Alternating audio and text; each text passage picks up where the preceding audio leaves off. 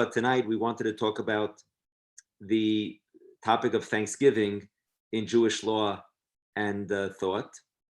As you know, Thanksgiving is coming up, and so looking forward to hopefully having a little bit of, off time from work if you're working, or at least there may be some additional connection with family to the degree that we're able, considering all the constraints. So it happens to be an interesting topic, and as always, you could send a question or comment through the chat box, and who knows, maybe I'll actually look at it and answer it or comment on it. But I will try to get to it at some point. You could also, raise your hand either like this or with the raising hand function, and unmute yourself. And I'm always interested in hearing your thoughts and questions, at least usually. So, all right. So the first Thanksgiving celebration was held in response to the survival of the Pilgrims through the harsh winter of 1622. And it was in the summer of, I believe, 1623 that they had a celebration for surviving the harsh winter. And there were similar celebrations that occurred throughout the New England area throughout the 1600s, but they were local and usually only after a harsh winter. It was in 1789 that Elias Boudinot urged President Washington, Congressman Boudinot urged President Washington to establish a day of thanksgiving and prayer to be observed by expressing gratitude for the many blessings of God. And Washington followed the recommendation of the congressman, and he issued a beautiful, beautiful, flowery proclamation of a day of Thanksgiving on a Thursday at the end of the month of November. But even though Washington proclaimed it in 1789 based on that recommendation, it really did not become a national holiday for many decades. Lincoln. It was only in 1863 when President Lincoln made the famous proclamation of Thanksgiving, where in 1863, that's when it became a national holiday. So, and ever since it's been a national holiday. And so the question is, how do we view this from a Jewish perspective, this holiday of Thanksgiving? What do we think about it generally? Specifically, is it permitted to have a Thanksgiving feast? Is it permitted to go ahead and have the customary foods of turkey and cranberry sauce and stuffing? Must you have a kazayis prior to Shkia on Thursday of these foods? And so I'll tell you right away, the answer to that is no, you do not have to have a kazayis. You don't have to have it before Shkia. You don't have to eat it while reclining. But the question is, what do we think about Thanksgiving and its associated practices? Now, as many of you know, so there's a prohibition that's recorded in the Parshat Achremot. Now, we all know that we have the 613 mitzvot that keep us busy. We have Bein Adam L'Makom, Bein Adam L'Chaveiro. We have, as Jews, passing on from generation to generation, right? The Torah Shebechtav and the Torah Shebal Peh, right? Jerry and Madeline, you agree to this, and all of you agree that there's a written Torah and an oral law. If I ever say your names in the middle, it's just to keep you on your toes and just to, there's no real significance of why I say your name usually. It's just maybe you caught my attention and trying to maybe personalize it a little bit. Even Martin took himself a video, but we had a great privilege to see Martin even just for a couple of minutes, which we're so honored that we had the ability to see Martin for a couple of minutes, but now he's off the video. But that's okay. That's okay. I'm teasing Martin. On video, off video, it's all good. Okay, Martin, I got you back on there. Now, with these 613 mitzvot, so those keep us busy. This is what HaKadosh Baruch Hu wants us as Jews to be doing. One of the 613 mitzvot is a prohibition to not follow secular or foreign customs. And this is recorded in Parshat Achremot. Perek Yudchet, Pasuk Bet and Gimel. And it speaks about the Jewish people traveling in the Midbar, having left Egypt and traveling on their way to Canaan. And the Pasuk says that the customs of Egypt, where you dwelled for a long period of time, lo ta'asu, you should not observe. Uchamase eretz Canaan asher ani mavi etchem shama lo ta'asu, and the Canaanite customs, which is your destination, so both the customs of your point of origin, as well as the point of destination, lo ta'asu, you should not observe those customs, those rituals, those traditions. Ubechuko sehem lo telechu. Okay, ubechuko sehem lo telechu. You should not follow their traditions. And this is also found in another place in Chumash. It says v'lo telchu bechukas hagoyim. This is commonly known as chukas hakom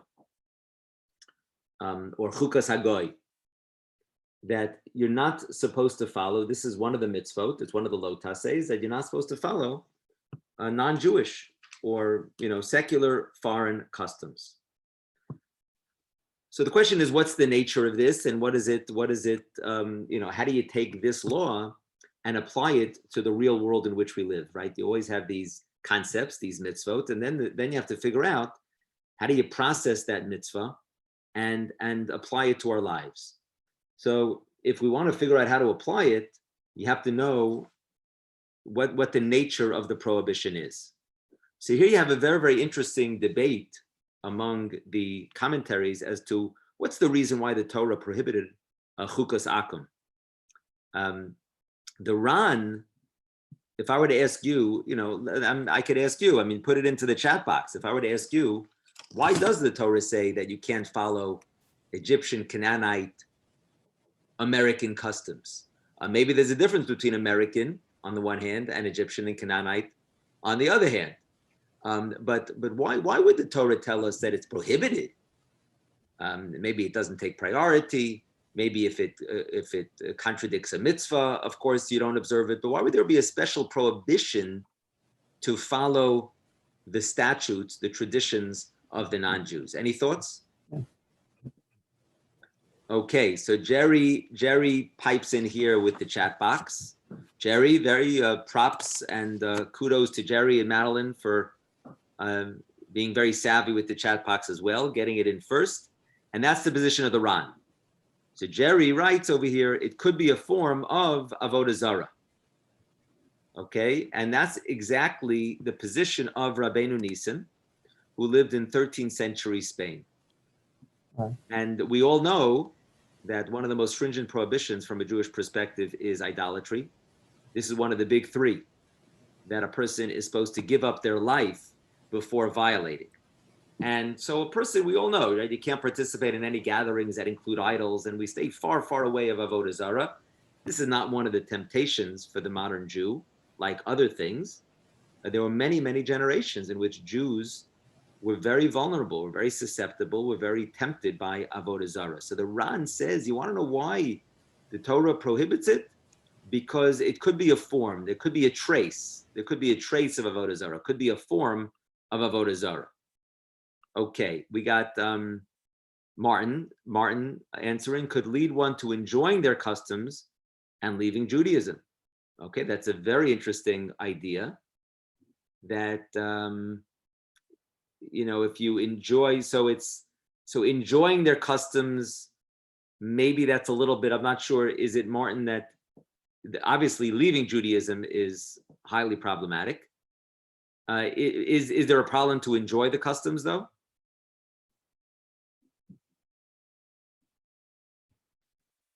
Martin, do you think? Not per se, but there's not a problem enjoying their customs. But if you enjoy it too much, it could end up with you leaving, Judaism and joining their religion. Okay. Okay, good.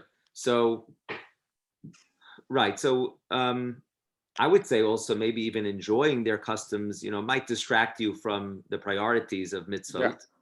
But what your concern is that if you might, it'll bring you onto a path that may, God forbid, take a person away from Judaism. And I think that's an interesting point.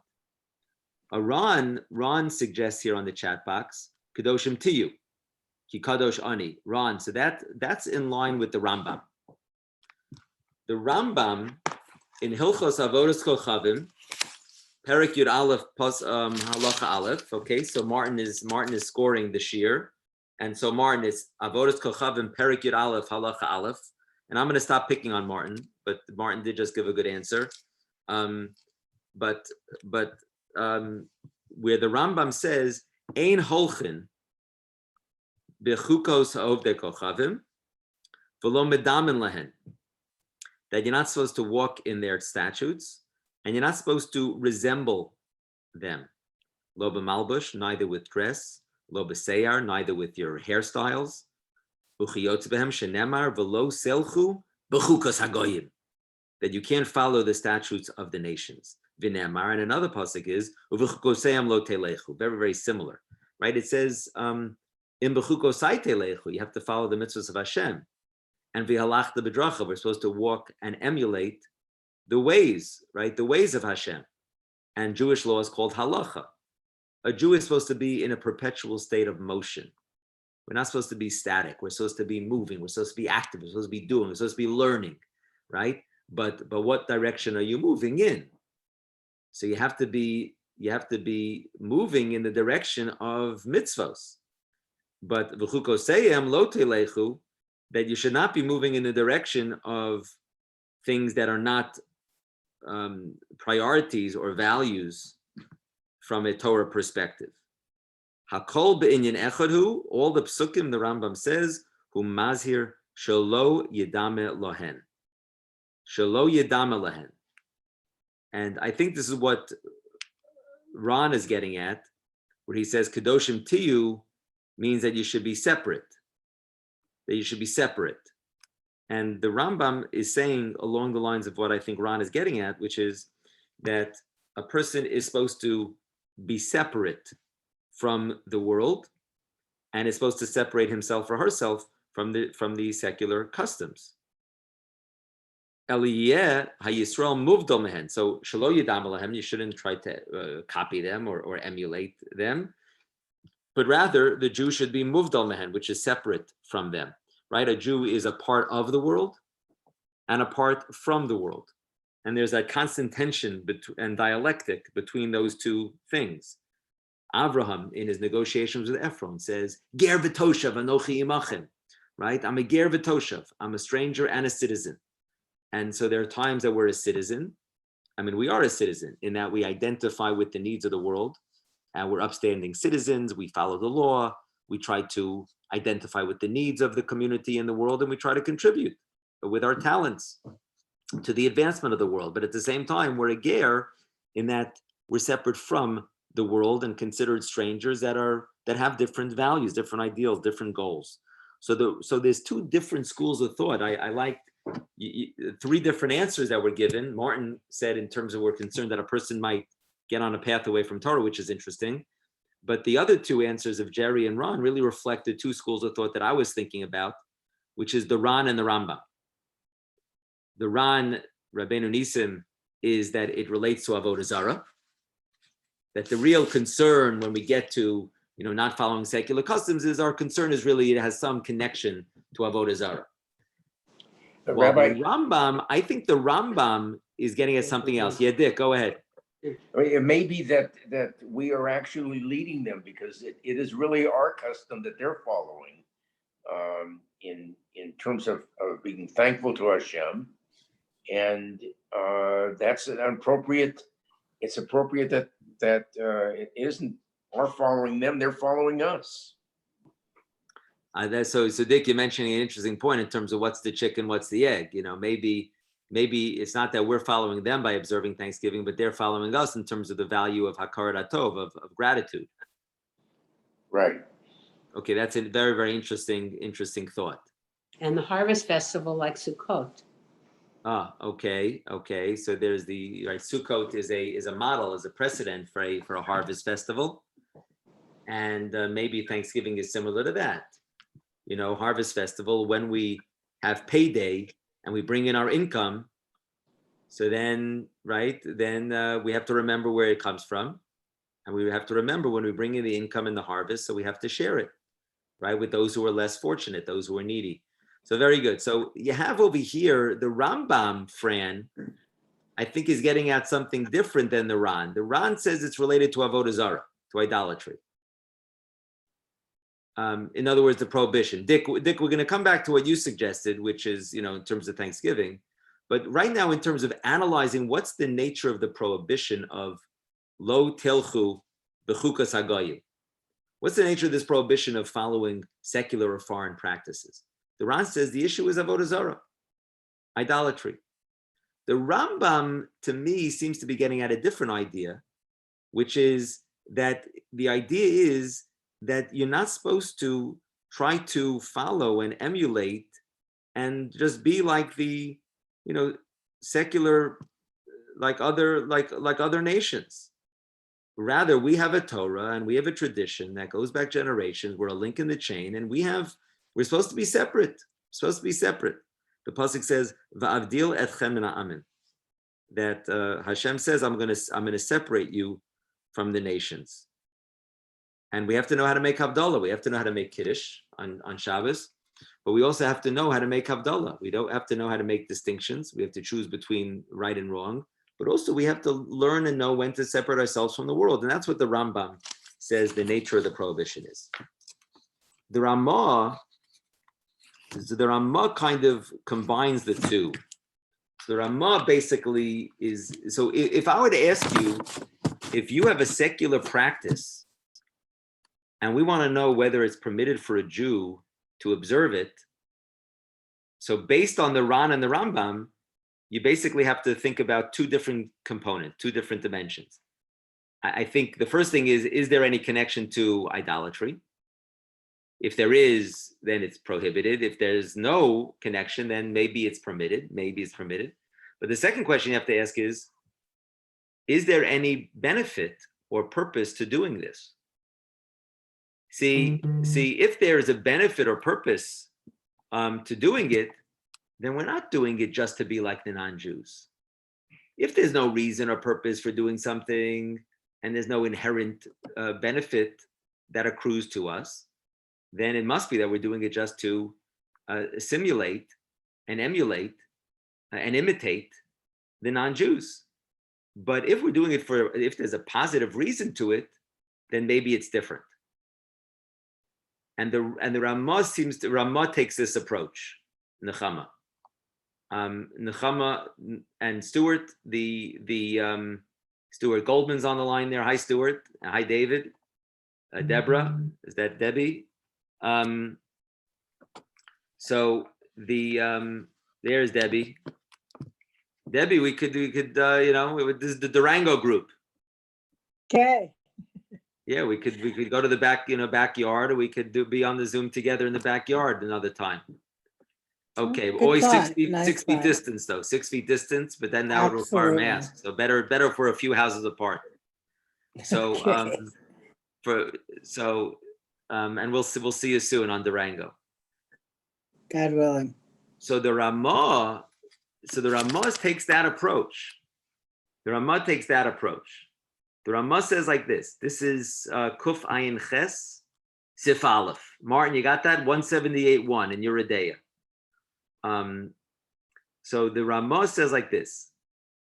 And the reason why I mention Martin is because Martin likes scoring baseball and basketball games. And he's into statistics like I am. I grew up loving statistics, checking the box scores, checking the back of baseball cards. I'm very into statistics. So I was very impressed when I saw that Martin, scores baseball games, at least of his kids, right? When they're the ball games of his kids, then he scores them. Okay. So the Ramah says like this. He says. It's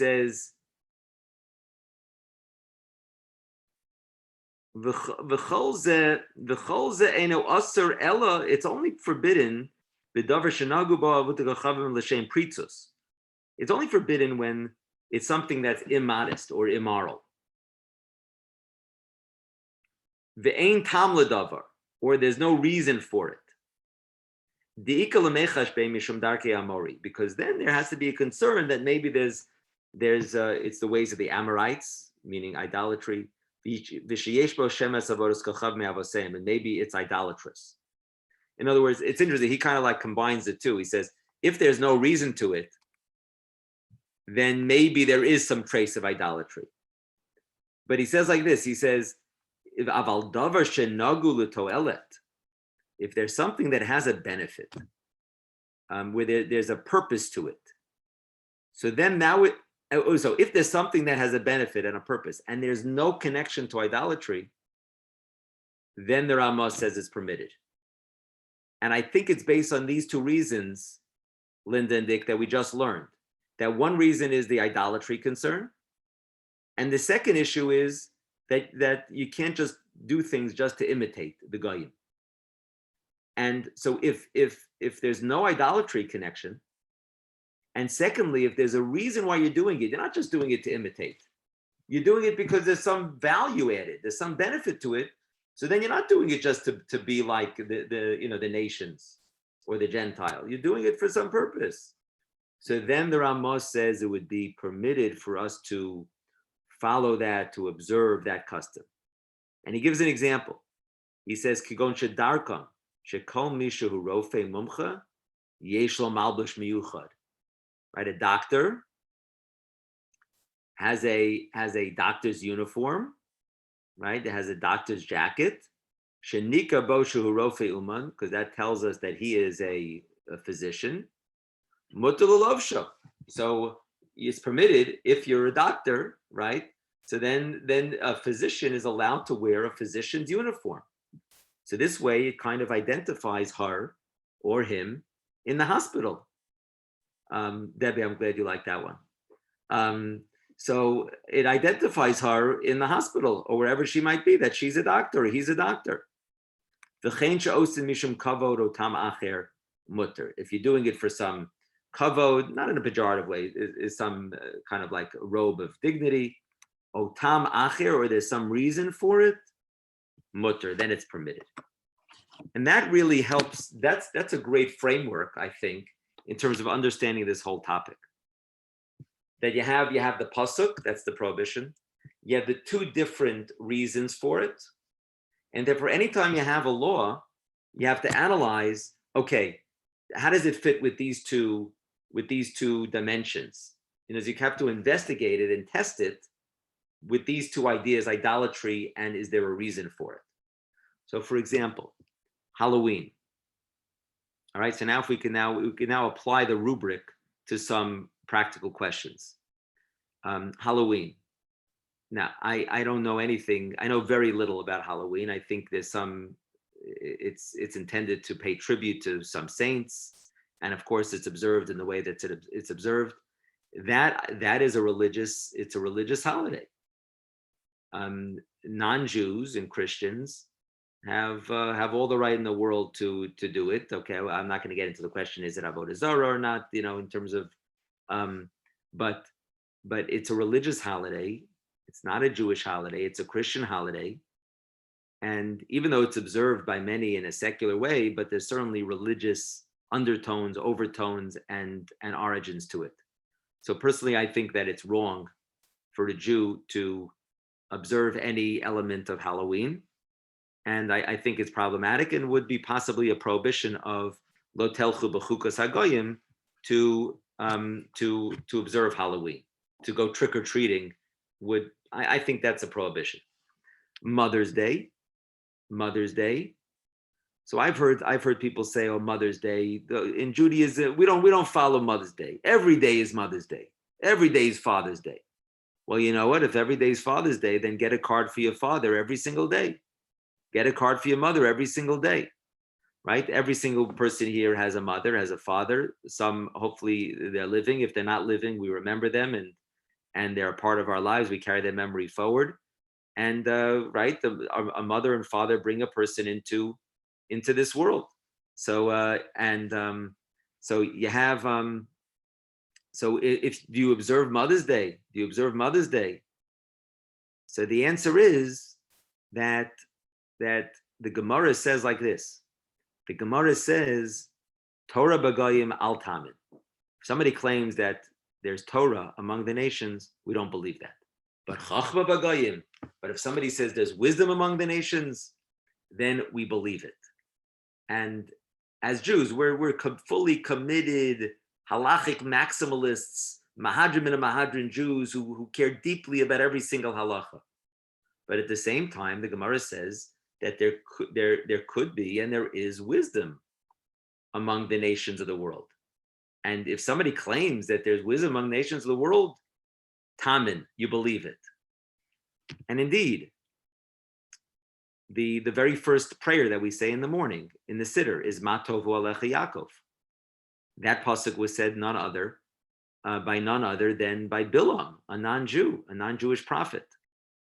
So it's very interesting that we start our prayers in the morning. The Jewish liturgy begins with a quote, not from Moshe Rabbeinu, not from Rabbi Akiva, but we begin with a quote from the non-Jewish prophet Bilam, of all people.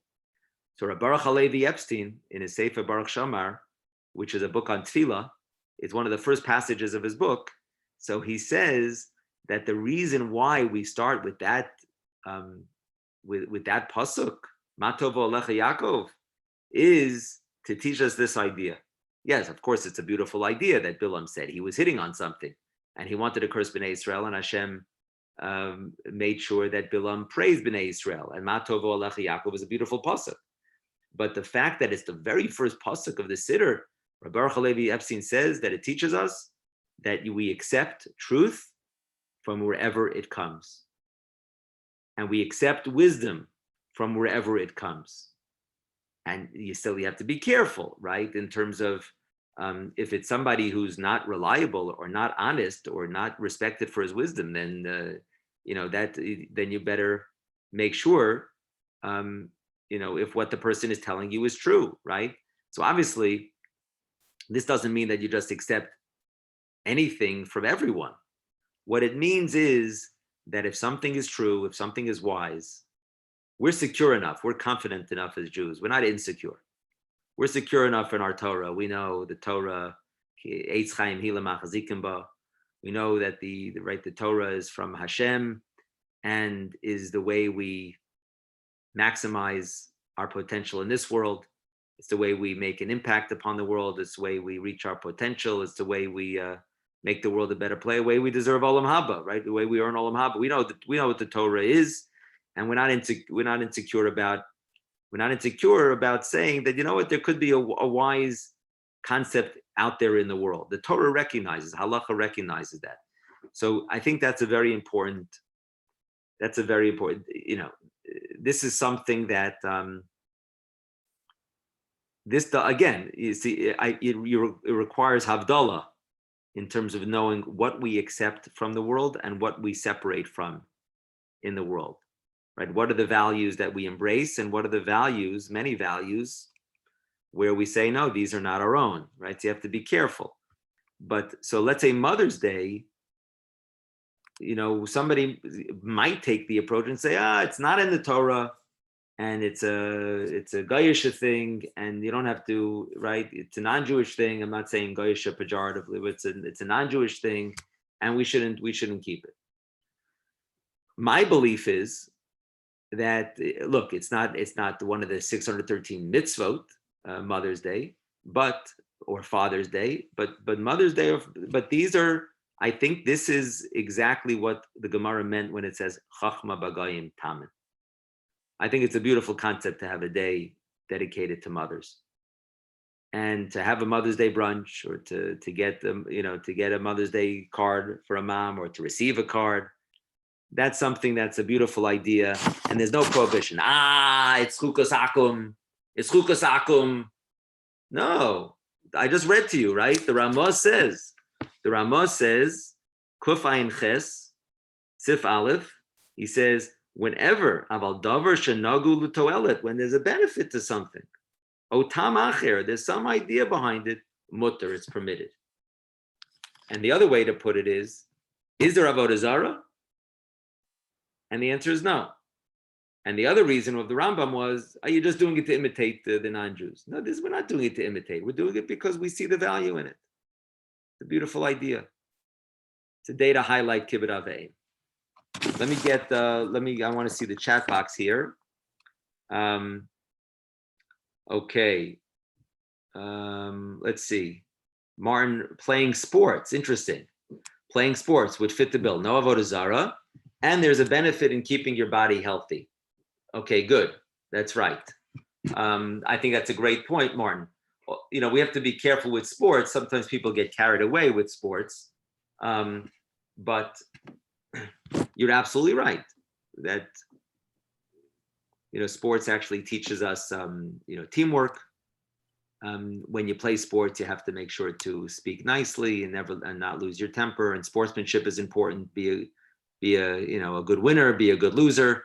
And so playing sports actually can help teach a youngster and for an adult as well, of course. So that's a good example, Martin, which is it's perfectly permitted to play sports. As long as you don't get carried away in it, you play sports, and that's not avodah zarah, and there's a benefit. Beautiful. Ron sent to me about Halloween being a Druid holiday. I don't know what he means by that. The Druid, okay, they believed in idolatry and spirits, but the church changed the holiday to fit its set of beliefs. Okay. From Jerry, Madeline. Jerry wants to get us back to Thanksgiving. Okay, Jerry wants to get us back to Thanksgiving. Madeline. So we're gonna get to Thanksgiving in a moment. But meanwhile, Fran, why don't you go ahead? I was going to say, I think of Thanksgiving as a wonderful day just to pause and stop and think of all the things we are blessed with and grateful for. You know, our world has become so fast, and we're running and we're doing and we're going, and we forget, we complain, especially in COVID, you know, we have a lot to complain about, but we forget that we really have blessings. And I think beside the food and the partying and all that, Thanksgiving is a time that lets us do this. Wonderful. Fran, I think you're absolutely right. It's a time to pause and stop and reflect upon our blessings. I love Jerry's idea where either Jerry or Madeline, maybe Madeline? Madeline, okay. I should have known. But no, it's Madeline's idea that all religious persuasions can celebrate their thankfulness. That's very, very well put. So while in the USA we're all different, in this holiday we can show unity. It's a time that all religions, all faiths, all ethnicities can come together in a show of unity, where everyone is expressing blessings for one another, but everyone is expressing blessings in their own way. They can celebrate their thankfulness. That's a very, very nice way to put it. And Fran, it's a time to take a moment to pause. Let me give you a couple more thoughts about Thanksgiving now. So with that rubric and applying it to Halloween on the one hand is one example where it's a problem.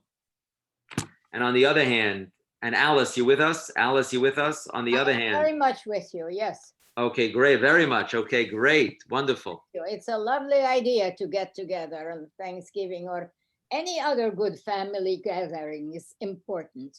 Very nice. It's important for the family to get together. Nowadays. It's important for the family to get together however they can, and to be thankful for one another, and to be thankful for the country and thankful to Hashem. Definitely. And so with regards to, right, you have Halloween on the one hand, you have Mother's Day on the other. What about Thanksgiving? I think Thanksgiving fits into the category similar to Mother's Day. You know, I don't think it has a specific, you know, religious connotation. Yes, the original Thanksgiving was to thank God for the blessings, but I don't think it was observed specifically in a religious way. It wasn't specifically observed by Christians as a Christian holiday. Rav Moshe Feinstein paskined that it's viewed as a secular holiday as opposed to a religious holiday. He felt that it's permitted, to, if a person has a Thanksgiving meal, he said in his opinion, he felt it's better to be stringent, to stay away from it. And he felt you have to be careful to make sure, but that you don't make it. Well, let me take a step back. He felt that it's better to be stringent to avoid it. Bale nefesh yachmir. However, he felt that it is permitted. It's not prohibited. It's not prohibited to have turkey on Thanksgiving. However, he cautioned that if a person were to have turkey or cranberry sauce on Thanksgiving, you shouldn't see it like a mitzvah, because then you're in violation of Baal Tosef, was the way he put it. Rav Soloveitchik felt, I think, agreed more with Alice. And Rav Soloveitchik took a more pro-Thanksgiving approach. He felt Thanksgiving was not a Gentile holiday, and he ruled that it's permissible to eat turkey and cranberry sauce on Thanksgiving. Yeah, except if you don't like turkey. That's right. If you don't like turkey, then you don't have to have turkey. That's right. And you have to have something else, but it's still a good time to get together. That's right. That's right. Rabbi? Rabbi Herschel Schechter, that's right. Turkey is just, the point is meaning to kind of recognize the day of Thanksgiving. And the way we recognize it is sometimes these customs, but the point is recognizing the day. What Alice is getting at is, I think, that it's important for the family to get together, and any time that could be an excuse almost for the family to get together is a good thing. I think that's I am for it. Rabbi, something of maybe of a shinui, that we do not celebrate it as many non-Jews do, because they would have not only turkey, but they would have macaroni and cheese, which, if you show me Shabbat, then we are not celebrating it exactly the same way. No. Yeah. Very Rabbi? good. Very good. Yeah, Ron, very good. There is a big connection. We're doing a shinui. Yeah, Ron, There's go a big ahead. connection. There's a big connection between the Puritans and Judaism, because when James I said that the Church of England is the law of the land, and they petitioned for him to have their own church, and he refused, what happened is they begin to see James I as the Pharaoh, England as Egypt, themselves as the new Israelite, the Atlantic Ocean as the Red Sea, and America or the colonies as the promised land. And then when they came there, they also believed that, Sukkot is their model for Thanksgiving. And the second thing I want to say is that Thanksgiving wasn't the way we have it right now. There was no wild turkey. There was basically corn, which Squanto taught them how to plant. There was beaver, fish, and pumpkin, and fruits and vegetables. That's all. There was no turkey. There was no other kind of meats. So we celebrate a kind of a fantasy Thanksgiving, which never happened in 1620. Okay, but so the key point is for everyone, if you invite Ron to your house for Thanksgiving, make sure you have pumpkin pie for dessert. I just got one from Costco. That's right. So, it's I don't think fantasy, not fantasy. I think turkey happens to be a new world bird. It's a bird that really was kind of made popular and discovered in the Americas. But listen to what Rav Soloveitchik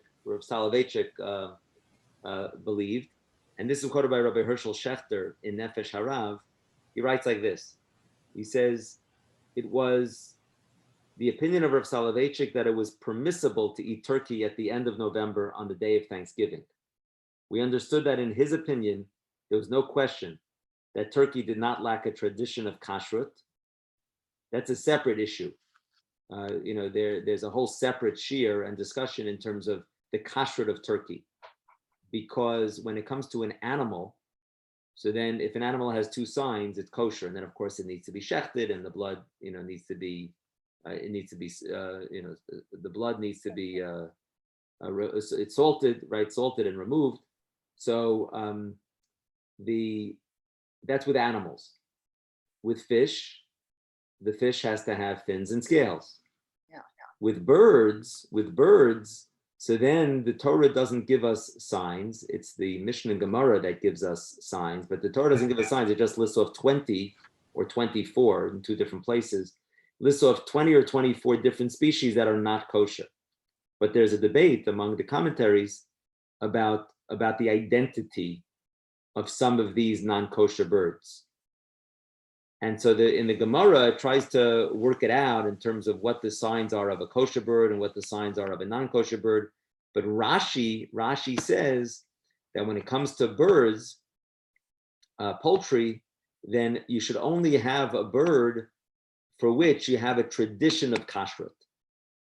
So that led to, it's interesting, as opposed to animals where it's clear what's a kosher animal. And it's clear what's a kosher fish, or more clear, right? It's fins and scales. An animal split hoof, choose its cud.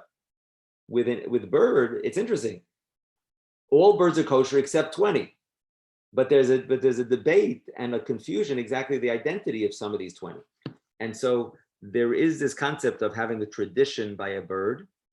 And so some wanted to claim that there's a problem with turkey because the turkey was discovered in the New World, that maybe it doesn't have that tradition of kashrut. And what Rav Soloveitchik felt, and most poskim believe, is that there's no problem to eat turkey, and that at the end of the day, we believe that there is a tradition of kashrut with turkey. There's a couple different reasons given as to why that's so. It fits. It has the signs of kashrut based on the Gemara. It's maybe related to the chicken in some kind of way, or the fact that people were eating it, that kind of ipso facto established that tradition. But so listen to this, is what Rav Soloveitchik says. But you should know, by the way, there's some rabbis that do not eat turkey. I prefer duck. Huh? I prefer duck. I like duck. Oh, you prefer duck. You prefer duck. Okay, good. Okay, good. So yeah, duck is good. So we understood that in his opinion, there was no. This is Rav Shechter from Rav Soloveitchik. It was permissible that it's permissible to eat turkey at the end of November on Thanksgiving. We understood that in his opinion, there was no question that turkey did not lack a tradition of kashrut, and that eating it on Thanksgiving was not a problem of imitating Gentile customs.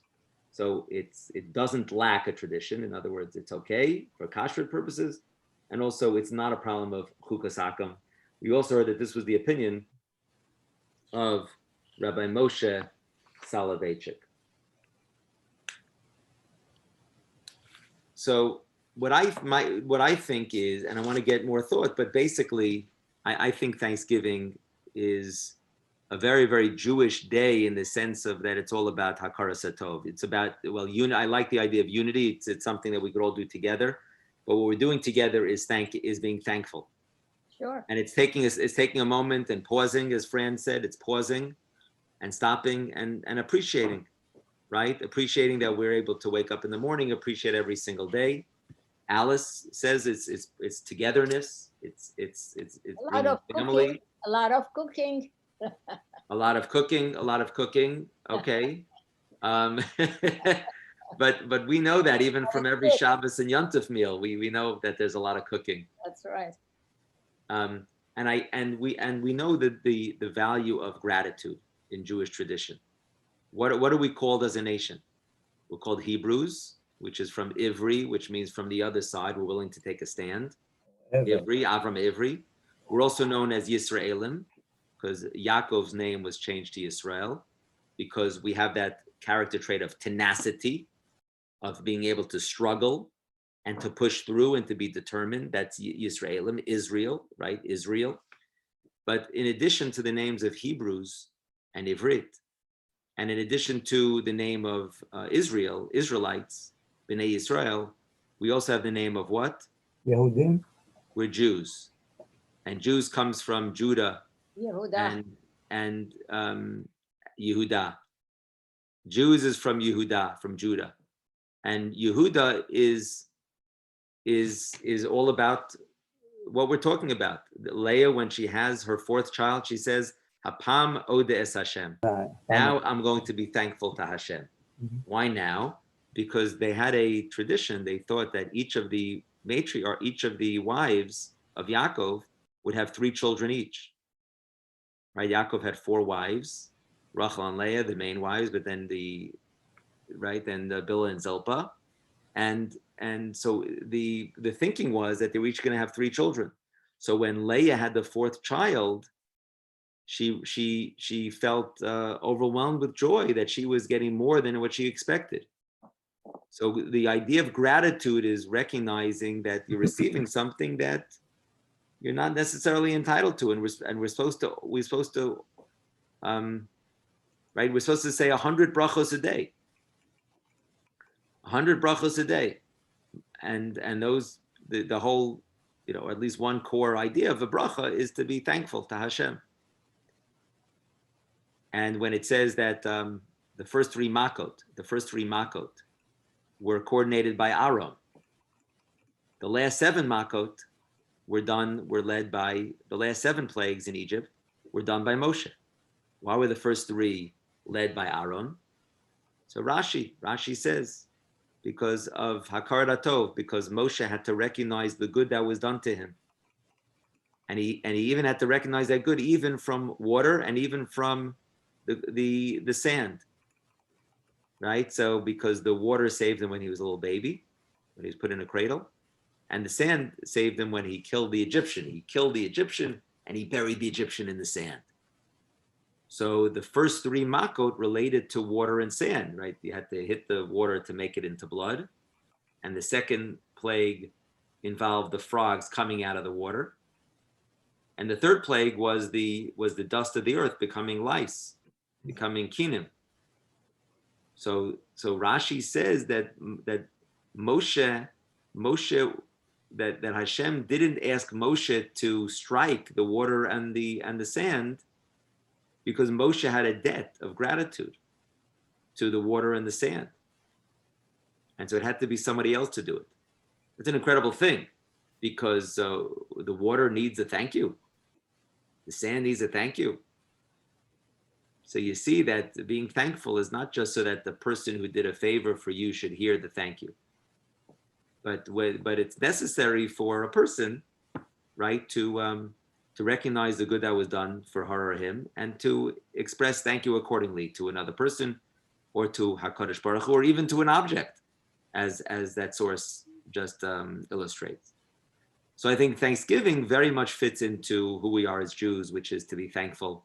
We should be thankful to this country for giving us the freedoms, and the freedoms and the rights to be able to observe our religion freely, without restriction, and to have access, right, to all the opportunities, right, to all the opportunities in this country.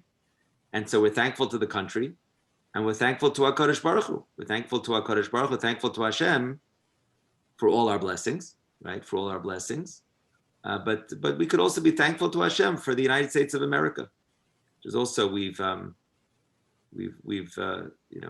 received many blessings and challenges. Many challenges as well in this country. Sometimes, right, when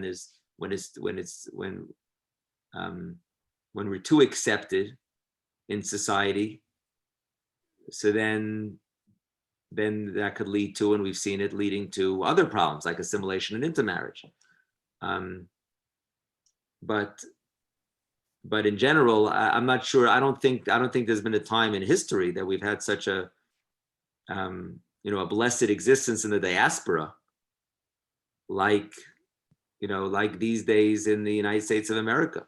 Okay, again, even though we have problems and there's still anti-Semitism, of course, but overall, it's we're blessed to live in this country, and it's and we should be thankful to the country and to Hashem. So I think it's I think Thanksgiving is not idolatry. There's a reason to do it, and it happens to be, I think, a core value of Hakaras Tov, of getting together as family.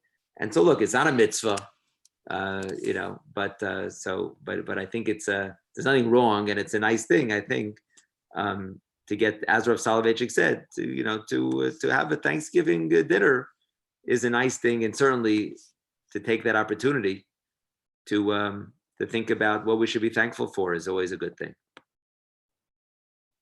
Yeah, Ron.